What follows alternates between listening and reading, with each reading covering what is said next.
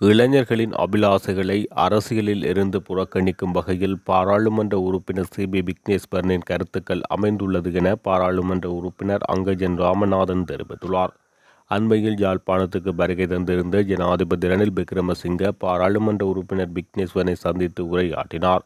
இதன்போது பல்வேறுபட்ட விடயங்கள் உரையாடப்பட்டதாகவும் அவை பற்றி ஊடகங்களுக்கு சி.வி. விக்னேஸ்வரன் அவர்கள் தெரிவித்த கருத்துக்களுக்கு பதில் வழங்கும் முகமாக யாழ் கிளிநொச்சி மாவட்ட பாராளுமன்ற உறுப்பினரும் பாராளுமன்ற குழுக்களின் பிரதி தவிசாளருமான அங்கஜன் ராமநாதன் ஜனாதிபதிக்கு கடிதம் அனுப்பியுள்ளார். ஜனாதிபதியால் தெரிவிக்கப்பட்ட கருத்தை ஏளனம் செய்து சி.பி. விக்னேஸ்வரன் ஊடகங்களுக்கு கருத்து தெரிவித்ததாக கடிதத்தில் சுட்டிக்காட்டப்பட்டுள்ளது.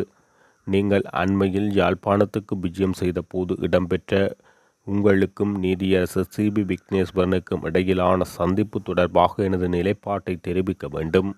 இந்த கூட்டத்தை தொடர்ந்து யாழ் பிராந்திய ஊடகங்களுக்கு குறிப்பாக மே 26, 2024 வாராந்திர இலத்திரனியல் ஊடகம் ஒன்றுக்கு சி.வி. விக்னேஸ்வரனால் வழங்கப்பட்ட கருத்துக்கள் ஏற்புடையதல்ல. அவருடன் இடம்பெற்ற சந்திப்பில் தமிழ் இளைஞர்களை பொறுத்தவரை அவர்களுக்கு வேலைவாய்ப்பு தான் முக்கியமானது. கடந்த பாராளுமன்ற பொதுத் தேர்தலில் அங்கஜன் ராமநாதனுக்கு தமிழ் இளைஞர்கள் பெருவாரியாக வாக்களித்து அவரை யாழ் மாவட்டத்தில் அதிகூடிய வாக்குகள் பெற்று வெற்றி பெற செய்ததும் அங்கஜன் ராமநாதன் இளைஞர்களுக்கு வேலைவாய்ப்பினை பெற்று தருவதாக கூறியதன் அடிப்படையில்தான். எனவே நீங்கள் கொண்டு நடத்தும் அரசியல் அந்த இளைஞர்களுக்கு சரிவராது. 40 வயதுக்குட்பட்ட இளைஞர்களுக்கு பொருளாதார நன்மைகள் தான் தேவை. நீங்கள் கூறுவது போல் அரசியல் ரீதியான நன்மைகளை பெற்றுத்தர வேண்டும் என்கின்ற எண்ணம் தமிழ் இளைஞர்களிடம் இல்லை என ஜனாதிபதி அவர்கள் தன்னிடம் கூறியதாக விக்னேஸ்வரனை மேற்கோட்காட்டி குறித்த ஊடகம் செய்தி வெளியிட்டுள்ளது. அந்த செய்தி குறித்த ஊடகம் தமிழ் இளைஞர்கள் அரசியல் தீர்வை எதிர்பார்க்கவில்லை, அங்கஜனுக்கு பெருவாரியாக வாக்களித்ததை சுட்டிக்காட்டி ரணில் ஏளனம், நீதியரசர் விக்னேஸ்வரன் தெரிவிப்பு என செய்தி தலைப்பிட்டுள்ளது.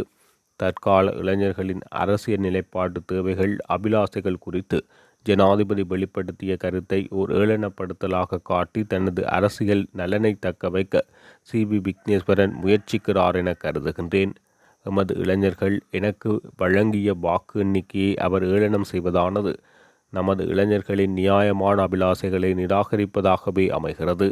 அவரது இத்தகைய கருத்துக்கள் இளைஞர்களின் பொருளாதார முன்னேற்றம், கல்வி மறுமலர்ச்சி மற்றும் அவர்களின் எதிர்காலத்துக்கான வேலை வாய்ப்புகளுக்கான அவர்களின் விருப்பத்தை குறைமதிப்புக்கு உட்படுத்துகிறது.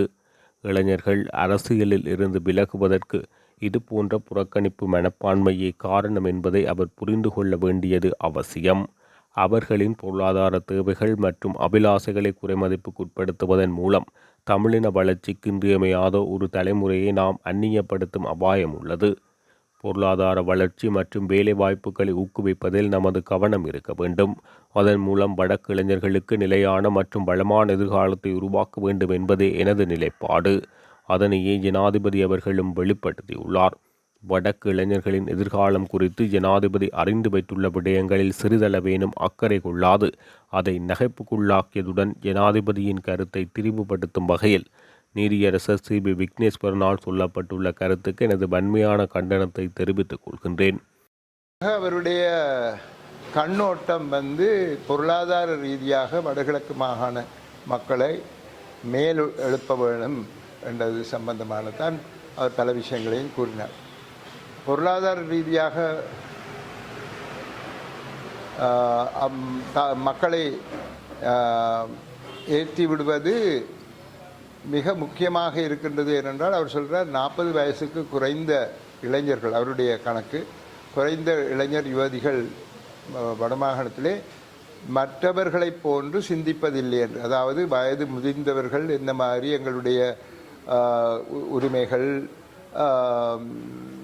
அந்த உரிமைகள் சம்பந்தமாக நாங்கள் அரசியல் ரீதியாக யோசிக்கின்றோமோ அவ்வாறு எங்களுடைய இளைஞர்கள் யுவதிகள் யோசிக்கின்றார்கள் இல்லை என்பது அவருடைய கணிப்பு.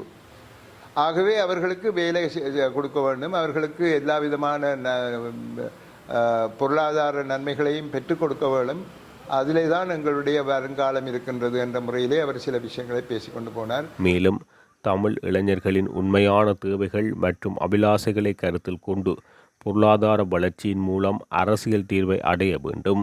இதற்காக நமது நாட்டின் அரசியல் மற்றும் பொருளாதார கட்டமைப்பில் இளைஞர்களின் ஒருங்கிணைப்பை உறுதிப்படுத்த முன்னுரிமை அளிக்கப்பட வேண்டுமென ஜனாதிபதி அவர்களை கேட்டுக்கொள்வதாக கடிதத்தில் குறிப்பிடப்பட்டுள்ளது.